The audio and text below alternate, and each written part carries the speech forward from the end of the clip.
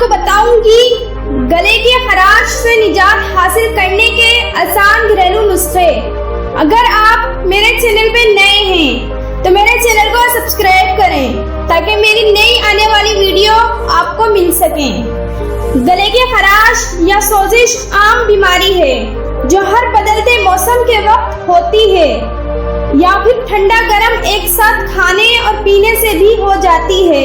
کچھ لوگ انتہائی حساس ہوتے ہیں اور وہ تھوڑی بہت موسم کی تبدیلی، بڑھتی آلودگی اور ایک ساتھ مختلف غذائیں کھانے سے بھی اس میں مبتلا ہو جاتے ہیں۔ اس بیماری سے آسان اور گھریلو نسخوں کے ذریعے بھی نجات حاصل کی جا سکتی ہے۔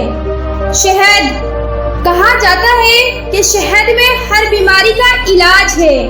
گلے کی سوزش اور خراش میں مبتلا افراد دن میں 2 سے 3 بار شہد کو چائے میں ملا کر پئیں یا ایسے ہی شہد لیں تو اس سے گلا جلد ٹھیک ہو سکتا ہے۔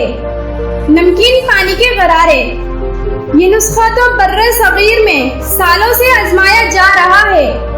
نیم گرم پانی کے غرارے کرنے سے گلے میں موجود زہریلے بیکٹیریا کا خاتمہ ہوتا ہے جو سوزش اور خراش کا باعث بنتے ہیں۔ سوڈا پانی کے غرارے، 1 کپ پانی میں نصف چائے کے چمچ بیکنگ سوڈا اور اتنا ہی نمک ملا کر غرارے کیے جائیں تو جلد شفا ہوگی۔